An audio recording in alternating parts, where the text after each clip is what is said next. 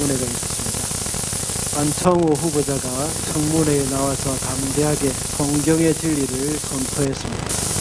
창조론은 하나님이 천지를 창조하셨다는 말씀이라고 증언을 했고 동성애를 반대한다는 말까지 했습니다.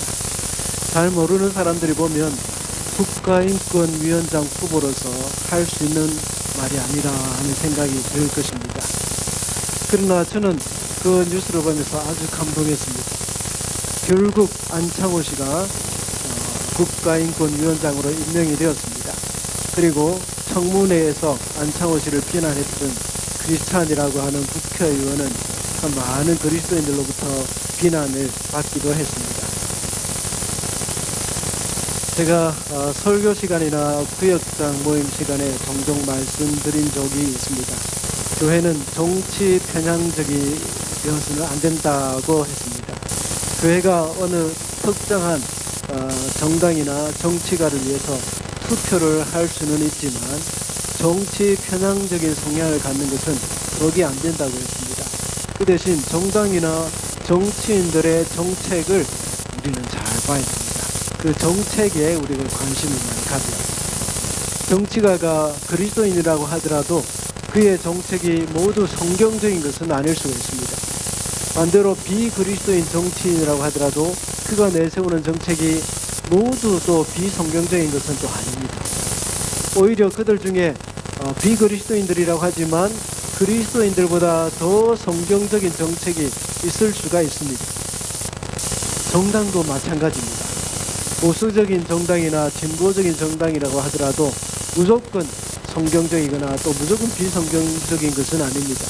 그렇기 때문에 우리는 어느 특정한 정당을 무조건 지지하거나 또 무조건 반대해서도 안 된다는 것이죠. 다만 우리는 그 정당이나 정치인들이 내세우는 그 정책, 이것을 잘 살펴야 합니다. 오늘날 그리스도인들 중에는 정치를 신앙 위에 두는 사람들이 참 많습니다. 좌파나 우파와 같은 정치 사상이나 이념이 성경 또는 우리의 신앙보다 더 위에 있고 앞서서는 안 됩니다. 그런데 안타깝게도 많은 목사님들을 비롯하여서 그리스도인들이 이런 오류에 빠지고 있는 것을 봅니다. 정말 안타까운 일입니다. 우리 성도님들 중에서도 역시 지나치게 정치 편향적인 그런 생각을 가져서는 안 됩니다. 선거철이 되고 투표를 하게 될 때에는 어떤 특정한 후보에게 투표를 하는 것은 맞습니다. 그러나 여러분이 지지하여서 투표를 하는 그 사람이 하나님의 말씀에 위배되는 말이나 행동을 한다면 그들에게 바른 말을 할 수 있어야 합니다. 그리고 반대로 여러분이 투표하지 않았던 정치인이라고 하더라도 말씀에 합당한 말이나 그런 합당한 행동을 하면 그 사람에게 박수도 쳐줄 수 있어야 합니다. 그것이 그리스도인의 건전한 정치 참여라고 할 수가 있습니다. 이번에 한국에서는 교회가 연합하여서 대대적인 집회를 계획하고 있습니다. 우리 장로님도 조금 전에 기도할 때에 그 내용으로 기도를 하셨습니다. 매년마다 10월 마지막 주일은 종교개혁주일로 지키고 있죠. 올해는 10월 27일 다음 주일이 종교개혁주일입니다. 그날 많은 교단들이 광화문 광장에 모여서 연합예배와 기도회를 하기로 결의했습니다. 지난 7월에 대법원에서 사실혼 이 동성 동반자 건강보험 피보험자 자격이 있다 하는 그런 판결이 났습니다. 그렇게 되면 이미 동성애 결혼을 합법화할 수 있는 길을 열어준 것이라고 할 수 있습니다. 그래서 대부분의 교회가 일어나서 동성애를 반대하고 포괄적 차별금지법을 반대한다는 것을 표명했습니다. 포괄적 차별금지법이 무엇인지에 대해서는 저도 막연하게만 알고 있었고 정확하게 알지 못했습니다. 그렇지만 이번에 한국의 문제를 통해서 조금 공부하게 되는 계기가 되었습니다. 제가 몇 주 전에 포괄적 차별금지법이 무엇인지 구역장님들의 카톡방에 이렇게 동영상을 링크해 드렸습니다. 아마 구역장님들을 통해서 보신 분들도 계셨을 것이고 별로 관심이 없는 분들도 있을 것입니다. 차별금지법에는 포괄적 차별금지법과 개별적 차별금지법이 있습니다. 개별적 차별금지법은 이미 대한민국에서 시행되고 있습니다. 예를 들면 남녀 고용 평등법, 또 연령별 차별금지법, 또 장애인 차별금지법, 이런 수십 가지의 차별금지, 이런 것들을 이렇게 법제화해 놓았습니다. 모든 사람이 평등하게 살아갈 수 있도록 만든 법안들이 이미 다 시행되고 있다는 것입니다. 혹시 이런 개별적 차별금지법에 소외되는 대상이 있거나 또 부족한 부분이 있다면 좀 더 보완하여서 시행하면 되는 일입니다. 그런데 국회의원 중에서 포괄적 차별금지법이라는 법안을 만들려고 시도하고 있습니다. 이것은 모든 것을 다 뭉뚱그려서 차별을 금지한다는 말입니다. 그 중에 하나가 젠더 이데올로기입니다. 동성애를 비판하지 못한다는 그런 뜻입니다.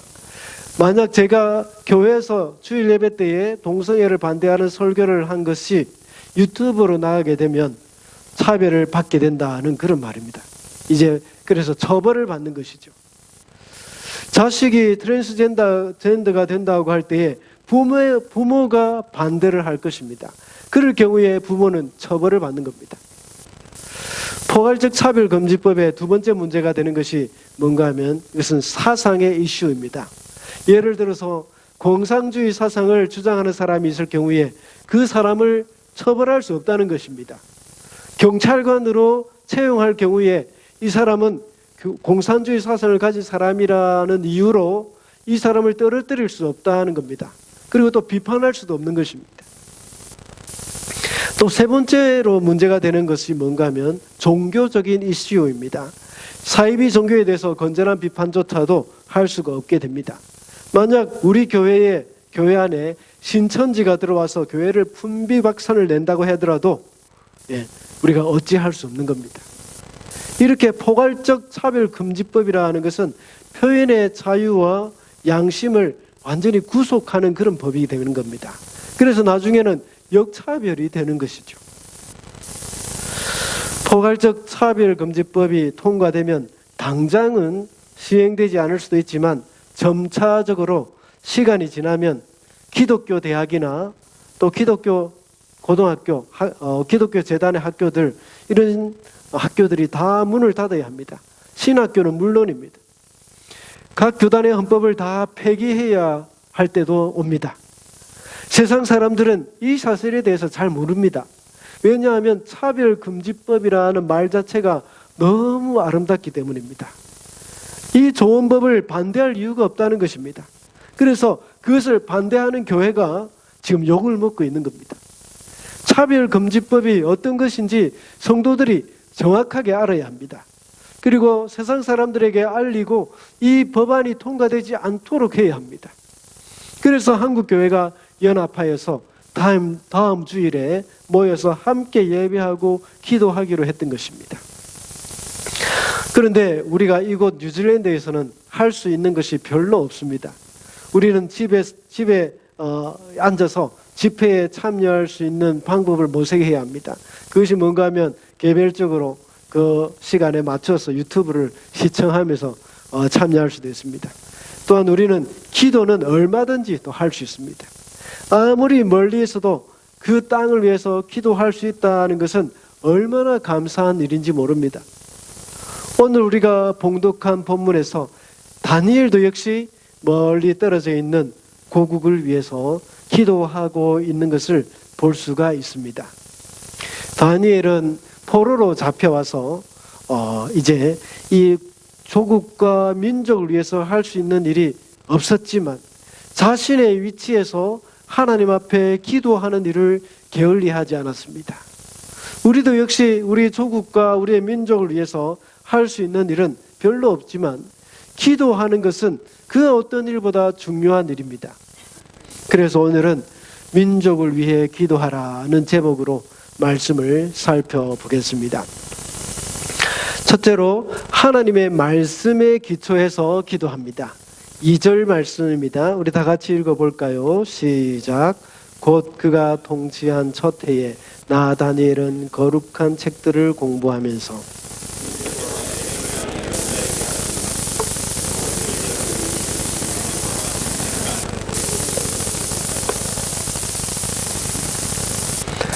다니엘은 예레미야가 기록한 말씀을 읽었습니다. 그것은 예레미야서 25장 11절과 12절에 나와 있는 말씀인데 예루살렘이 70년간 황폐한 상태로 있을 것이라는 내용입니다. 다니엘은 이 글을 읽은 후에 금식하면서 기도하기 시작했습니다. 1절에 보면 오늘 본문이 기록된 시간적인 배경을 알 수가 있습니다. 다리우스가 바벨로니아의 왕이 된 첫 해였다고 말합니다. 이 말은 바벨론이 망하고 메데바사 연합군이 바벨론을 점령해가지고 다스리기 시작한 그 첫 번째 해였다는 뜻이죠. 그때면 벌써 포로로 잡혀가고 또 예루살렘이 멸망당해 다니엘이 포로로 잡혀간 지가 70년이 다 되어가는 시점입니다. 다니엘은 1차 포로로 바벨론에 잡혀간 사람이거든요. 그때가 주전 605년 경이었습니다. 다리오 왕이 다스리기 시작한 때는 그로부터 66년이 지난 때였습니다. 다니엘이 포로로 잡혀온 후로 66년이 지났다는 말입니다. 다니엘이 잡혀온 시기로 따진다면 이제 4년만 더 있으면 돌아가게 된다는 말이죠. 보통 사람 같으면 이제 다 포로에서 해방될 날이 다가왔기 때문에 기다리기만 하면 될 것이라는 생각을 할 수도 있습니다. 그렇지만 다니엘은 예레미야가 기록한 그 하나님의 말씀을 알고 나서는 그때부터 기도했습니다. 그냥 기도한 것이 아니라 금식하면서 기도했고 베옷을 입고 제를 깔고 앉아서 기도했습니다. 다니엘은 이스라엘 자손들이 포로에서 해방되는 일을 위해서 자신이 할 수 있는 일이 바로 무엇인지를 알게 된 것입니다. 그것은 자신의 정치적인 입지를 이용해서 다리오 왕에게 우리를 해방시켜 주시오 하고 말한 것이 아니었습니다. 그 대신 다니엘은 하나님께 기도하는 것이었습니다. 다니엘이 이렇게 기도하고자 하는 열망을 갖게 된 이유가 무엇일까요?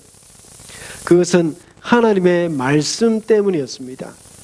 하나님의 말씀이 다니엘에게 강하게 와닿았을 때 그는 그 말씀을 가지고 기도했습니다. 하나님의 말씀이 기도의 동기가 되었습니다. 이와 같이 우리가 기도를 할 때는 항상 하나님의 그 약속의 말씀을 근거로 해서 기도해야 합니다. 이것을 가리켜 신학적인 용어로 언약적 기도라고 말을 하는 겁니다. 하나님의 언약의 말씀이 이루어지게 해달라고 기도하는 겁니다.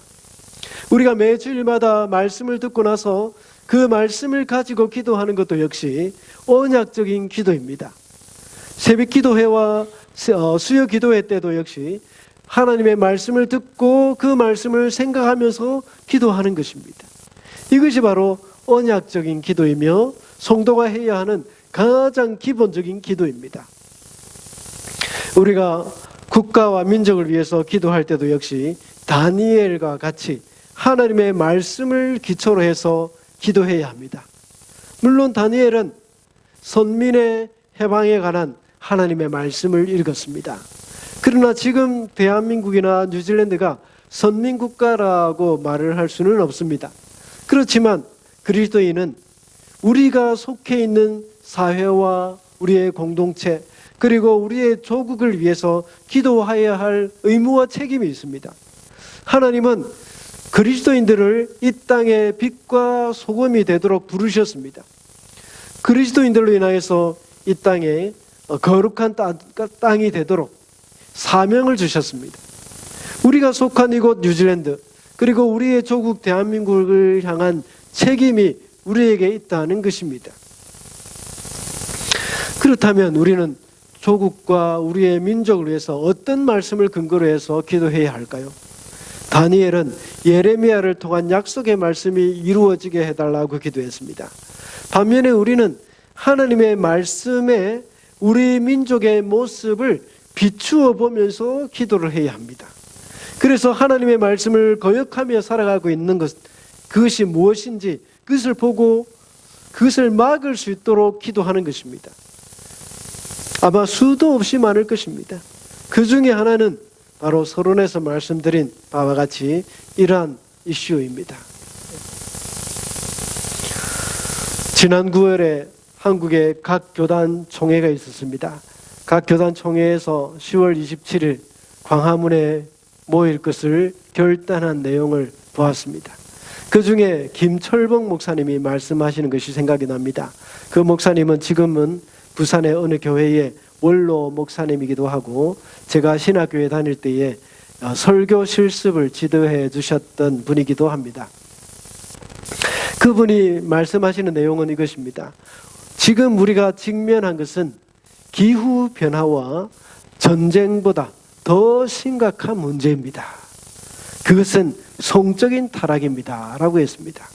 소돔과 고모라가 멸망한 것은 전쟁이나 기후변화 때문이 아니라 동성애를 비롯한 성적인 타락 때문이라고 했습니다. 그것을 우리가 막아야 한다고 했습니다. 맞습니다. 동성애와 성적인 타락은 지금 온 세계 가운데 거대한 쓰나미처럼 몰려오고 있습니다. 우리는 동성애로 인해서 하나님의 진노를 사서 소돔과 고모라가 멸망하는 것을 하나님의 말씀을 통해서 분명히 보았습니다. 그렇다면 우리는 하나님의 말씀을 근거로 해서 우리는 우리 민족을 위해서 기도해야 합니다. 동성애는 성적인 타락의 최고의 절정이라고 할 수 있습니다. 그리고 성적인 타락은 인류 타락의 가장 극단적인 형태라고도 볼 수 있습니다. 역사적으로 볼 때 망한 나라들은 도덕적인 타락이 있었고 그 대표적인 것이 바로 성적인 타락입니다. 지금 대한민국의 현실이 어떠한지 생각해 볼 필요가 있습니다. 이 땅 뉴질랜드는 일찌감치 차별금지법이 통과되었고 또 시행되고 있습니다. 그 폐해가 계속해서 드러나고 있습니다. 가면 갈수록 더 심해지고 있습니다. 우리가 그것을 보고 있고 또 먼저 경험하고 있지 않습니까? 그런 우리가 대한민국의 그 포괄적 차별금지법이 제정되려고 하는 이 시점에서 우리는 가만히 있으면 안 된다는 것이죠. 한 교사의 간증을 들었습니다. 그 사람은 뉴질랜드에서 교사를 하다가 최근에 호주로 건너가서 거기서 크리스천 스쿨에서 교사로 재직하고 있습니다. 그 사람이 한국의 어느 교회에 가서 간증을 했습니다. 차별금지법이 시행되고 있는 뉴질랜드와 호주에 어떤 일이 일어나고 있는지를 아주 생생하게 전해주고 있습니다. 그 한 예로 한국의 학교의 어린이들 중에서 엄마와 아빠가 같이 사는 것이 아니라 아빠와 아빠가 사는 경우, 무슨 말인지 알겠죠? 남자들끼리 결혼했다는 말입니다. 그리고 또 아니면 엄마와 또 다른 엄마가 사는 경우, 여자들끼리 결혼했다는 것이죠. 이런 경우에 어린이들이 많이 있다는 겁니다. 어린이들이 얼마나 혼란스럽겠습니까? 그리고 자신은 크리스찬이라고 말을 하면 자신의 신앙을 표현한다고 생각하고 교사들 사이에서 왕따가 됩니다. 그 외에도 정말 기가 막힌 일들이 많이 있습니다. 우리는 그 사람과 같이 한국에 가서 막 증언을 하지 못하더라도 그것이 통과되지 않도록 우리는 기도는 할 수 있습니다. 제가 이분이 간증하는 동영상을 구역장 카톡방에 올려놨습니다.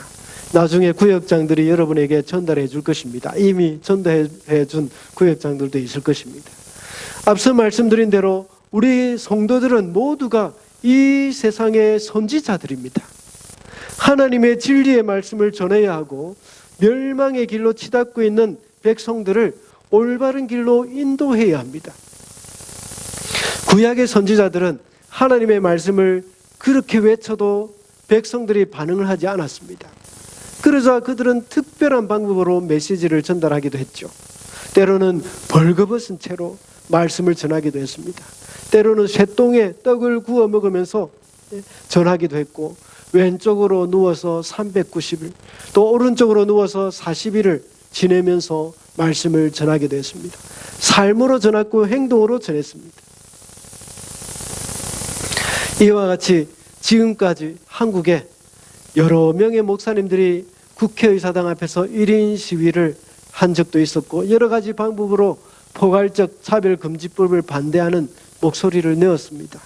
그래도 정치인들을 비롯해서 많은 국민들은 포괄적 차별금지법에 대해서 관심이 없었습니다.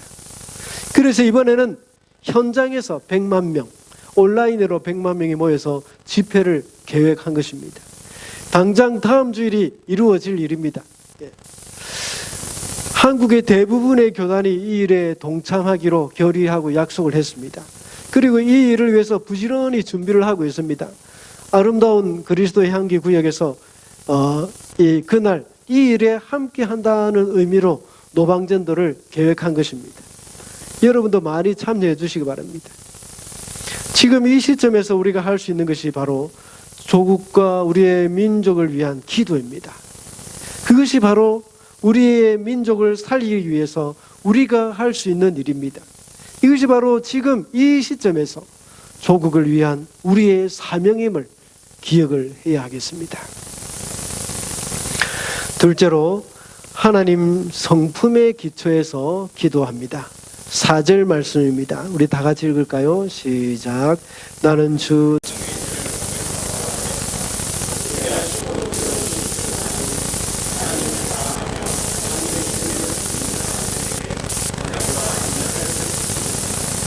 아멘. 다니엘은 회개하기에 앞서 하나님의 위대하시고 하나님의 두려우시며 또 신실하신 하나님의 성품을 언급을 하고 있습니다. 특히 하나님의 신실하심에 대해서 이렇게 말하고 있습니다. 하나님을 사랑하며 하나님의 계명을 지키는 사람들에게 언약과 인자를 베푸시는 하나님이라고 표현을 하고 있습니다. 그리고 5절 이후로는 하나님의 신실하심과 같이 그의 민족들은 이렇게 살지 못했다는 것을 언급을 하면서 용서해달라고 기도를 하고 있습니다. 그렇지만 하나님은 언약을 지키시는 분이라는 것을 말하면서 예레미야를 통하여서 하신 그 언약을 이루어 달라고 기도를 하는 것입니다. 비록 그 백성들은 신실하지 못했습니다. 그렇지만 하나님은 신실하시기 때문에 그 약속을 이루실 것이라는 것을 믿는다는 것입니다. 우리가 기도할 때도 역시 하나님의 성품에서 기초해서 기도해야 합니다. 특별히 하나님의 약속의 말씀을 붙들고 기도할 때에 신실하신 하나님은 우리의 기도에 응답해 주실 줄 믿습니다. 그렇다면 신실하신 하나님을 의지해서 기도하는 사람은 어떠해야 할까요? 그것은 다니엘을 통해서 우리는 알 수 있습니다. 신실하신 하나님의 성품을 잘 알고 기도한다면 기도하는 그 사람의 삶도 역시 신실해야 한다는 것을 잊어서는 안 됩니다. 이스라엘 백성들은 다들 하나님을 배반했지만 그들을 위해서 기도하는 다니엘은 그렇지 않았습니다. 하나님을 사랑하며 하나님의 계명을 지키며 살았습니다. 그와 같이 우리가 민족을 위해서 기도하는 사람이라면 하나님의 신실하심과 같이 우리도 역시 신실하게 살아야 하고 하나님의 그 성품과 같이 우리도 역시 이 땅에서 거룩한 성품으로 또 하나님 앞에 신실하게 살아가야 하는 것입니다. 다니엘이 그가 알고 있는 하나님의 성품에 맞게 그도 역시 얼마나 하나님 앞에 신실했는지 다니엘서 6장에 잘 나타나 있지 않습니까? 오늘 본문 1절에서 다리오 왕 첫 번째 해라고 말하고 있습니다. 오늘 본문은 다니엘서 9장이지만 이 말씀은 6장과 같은 시간적인 배경입니다. 다리오 왕이 총리 3명을 세우고 다니엘을 총리 중에 수석으로 세웠다고 그 본문에는 나와 있습니다. 6장에 나와 있습니다. 다니엘은 오늘 본문과 같은 기도 제목을 가지고 매일 예루살렘을 향해서 창문을 열어놓고 하루에 3번씩 기도했던 것입니다. 그것을 본 다니엘의 정적들은 다니엘의 그 지극한 신앙심을 이용해서 모함을 했던 것이죠. 그래서 앞으로 한 달간 다리오 왕 외에 다른 신에게 기도를 하게 되면 사자밥이 되게 해주십시오 하는 그런 조서를 만들었습니다. 그러나 6장의 내용과 같이 다니엘은 그런 생명의 위협도 아랑곳하지 않고 전에 하던 그대로 문을 열어놓고 예루살렘을 향해서 하루에 3번씩 기도했던 것입니다. 이것이 바로 다니엘이 신실했던 모습입니다. 하나님의 성품을 따라서 그도 역시 신실한 삶을 살았고 하나님 앞에 거룩하고 또 복된 삶을 살았던 것입니다. 그는 하나님의 백성이 회복되고 예루살렘이 회복되기를 목숨을 걸고 기도한 사람입니다. 민족을 위한 다니엘의 기도는 사자밥이 되는 것도 두려워하지 않게 했습니다.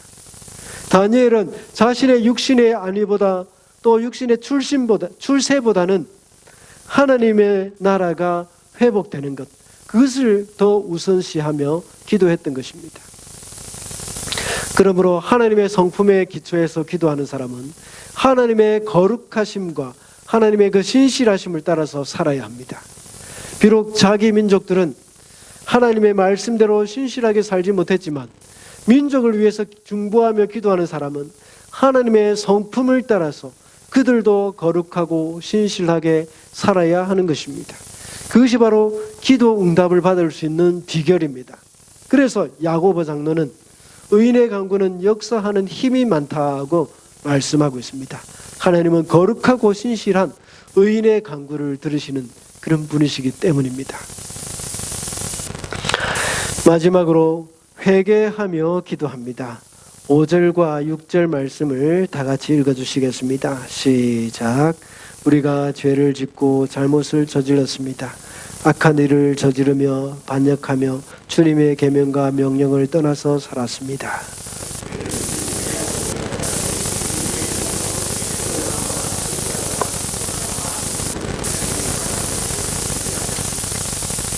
아멘. 5절 이하부터 11절까지 다니엘은 자신의 민족이 하나님께 범죄한 것을 회개하는 기도를 하고 있습니다. 어떻게 보면 15절까지가 다 회개를 위한 기도라고 할 수 있습니다. 다니엘의 기도는 19절까지 계속됩니다. 이스라엘 민족의 회복을 위한 기도입니다. 그 회복을 위한 기도를 하기 전에 그는 하나님 앞에 회개의 기도를 했습니다. 절수로 보면 본론보다 서론이 오히려 더 길다고 볼 수 있습니다. 진정한 회복은 철저한 회개가 없이는 불가능하기 때문입니다. 누군가가 잘못했을 때에 일방적인 용서가 있을 수도 있지만 상대방의 잘못을 인정하고 진실된 사과가 없이는 진정한 관계의 회복은 참 있을 수가 없습니다. 그것과 같이 하나님과의 관계도 마찬가지입니다. 사실 다니엘은 잘못한 것이 없는 사람이었습니다. 앞서 말씀드린 바와 같이 그는 하나님 앞에서 정말 신실하게 살았던 사람이고 그는 왕이 먹는 사내의 진미 이것을 거부하고 부정한 음식을 일체 먹지 않으며 거룩하게 살았던 사람입니다. 그의 신실함으로 인해서 이방 땅에서도 하나님의 통치와 영광을 드러냈던 사람이었습니다. 그렇지만 다니엘은 우리가라고 말을 하면서 민족들과 조상들의 지은 죄를 마치 자신의 죄를 회개한 것처럼 기도하는 것을 볼 수가 있습니다. 6절에 보면 다니엘은 자신이 지은 죄도 아닌 그의 조상들이 지은 죄, 왕과 지도자들의 그런 연약한 모습까지도 회개를 하고 있는 것을 볼 수가 있습니다. 죄 때문에 예루살렘이 파괴되었고 자신들이 이렇게 수치를 당하게 되었다고 말을 합니다. 이런 다니엘의 기도는 자신은 빼고 하는 그런 회개 기도가 아니었습니다. 그들의 조상들의 잘못과 왕들과 지도자들의 잘못을 마치 자신의 잘못인 것처럼 말을 하고 있는 겁니다. 이런 기도가 먼저 이루어질 때에 진정한 회복이 있을 수가 있습니다. 이것이 바로 중보기도자의 모습입니다. 구약 제사장의 기도가 바로 이런 기도였습니다. 백성들의 죄를 주님 앞에 가지고 가서 용서를 구합니다. 그리고 짐승의 피를 뿌리면서 하나님과의 관계의 회복을 갈구하는 것입니다. 특히 대제사장은 1년에 한 번씩 지성소에 들어가는데 그때는 대제사장의 목숨을 걸고 들어가는 것입니다. 대속죄일이 되어서 백성들의 죄를 위해서 하나님 앞에 기도해야 하기 때문입니다.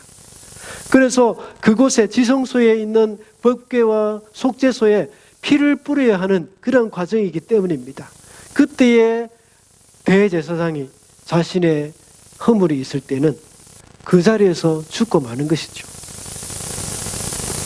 우리도 역시 우리 민족의 제사장임을 잊어서는 안 됩니다.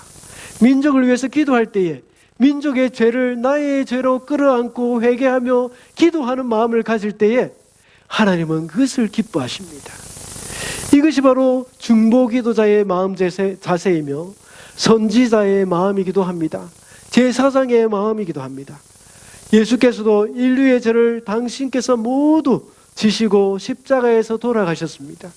지금 이 땅 뉴질랜드와 우리 조국 대한민국의 죄를 나의 죄로 여기고 내가 짊어지고 하나님께 회개하며 기도할 때에 하나님은 그 기도를 들어주실 것입니다. 과거 한국 교회를 생각해 볼 때에 정말 잘못한 것이 많지 않습니까? 1907년도에 하나님이 한국 교회에 큰 부흥을 주셨습니다. 그러나 그 부흥을 잘 이어가지 못하고 신사참배를 하고 말았죠. 그 후에도 진정한 회개를 하지 못했고 오히려 끊임없는 분열이 일어났습니다. 그리고 하나님의 교회를 성장시켜 주실 때에는 기복시간 신앙에 빠져서 이 세상에서 누리는 온갖 그 복들을 그 복을 구하는 일에만 급급했습니다. 그래서 한국 교회는 세상 사람들의 지탄의 대상이 되었습니다. 교회가 세상을 걱정하는 것이 아니라 세상이 교회를 걱정하는 꼴이 되어버렸습니다.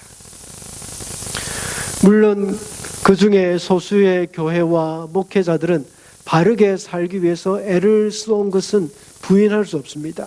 그러나 전체적으로 볼 때에 한국 교회는 신실하지 못했습니다. 이 모든 문제는 저를 비롯한 모든 목회자와 성도들의 잘못입니다. 이런 것을 내어놓으면서 하나님 앞에 회개해야 하는 겁니다. 돈을 좋아하는 한국 교회를 향해 손가락질하기 전에 내 속에 있는 탐욕을 보면서 하나님 앞에 회개해야 합니다.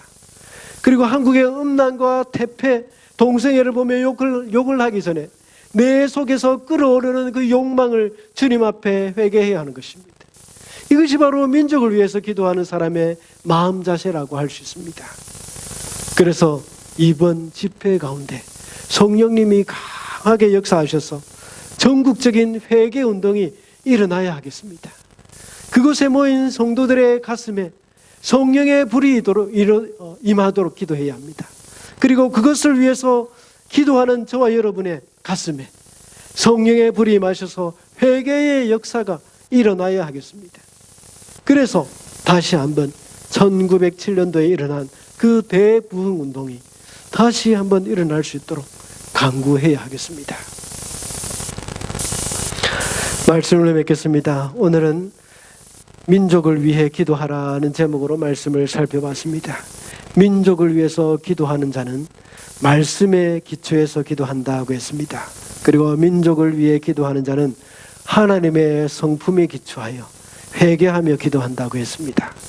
우리는 한국에서 10월 27일에 있을 집회를 위해서 기도해야 합니다. 그래서 이런 일이 전 세계 모든 교회에 경각심을 주어야 합니다. 각 나라의 교회들이 깨어나야 합니다.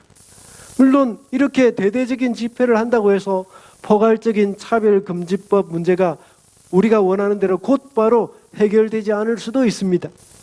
계속해서 이런 법안을 내어놓을 것입니다.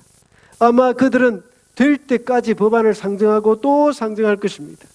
그럼에도 불구하고 교회는 이 일을 놓고 선지자의 목소리를 높여야 합니다. 우리 아이 꼭 지켜줄게 라는 책을 쓴 김용준 변호사는 한국 교회가 이제 마지막 보루라고 말을 했습니다. 전 세계적으로 계속해서 떠오르고 있는 젠더 이데올로기에 대해서 하나님이 주신 생물학적 성의 개념을 지켜낼 수 있는 나라가 대한민국이라고 했습니다. 이 마지막 시대에 하나님이 한국 교회를 사용하셔서 끝까지 이것을 지켜나갈 수 있도록 해야 합니다. 페루라는 나라는 150만 명이 일어나서 내 아이를 건들지 마라 하고 외치면서 여러 가지 그런 관련된 법안들을 퇴출시켰다고 합니다. 정말 감사한 일이 아닙니까? 우리가 살고 있는 뉴질랜드는 차별금지법, 이 뉴질랜드에서는 차별금지법이라고 하지 않고 평등 무슨 법이라고 했습니다. 이것이 통과된 지 이미 오래되었습니다. 그리고 2022년도에는 전환치료금지법까지 국회에서 통과되었습니다. 이미 뉴질랜드에는 계속해서 갈 때까지 가고 있습니다. 이것이 얼마나 심각한지 우리는 알아야 합니다. 그 심각함을 알 때에 우리는 더 기도하게 됩니다. 이 땅을 위해서 기도하게 되고 우리 조국과 우리 민족을 위해서 기도하게 될 것입니다. 더 나아가서 앞으로 이런 시대를 살아가야 할 우리 자녀들을 위해서 더욱더 간절하게 기도하는 저와 여러분이 되시기를 바랍니다. 기도하겠습니다.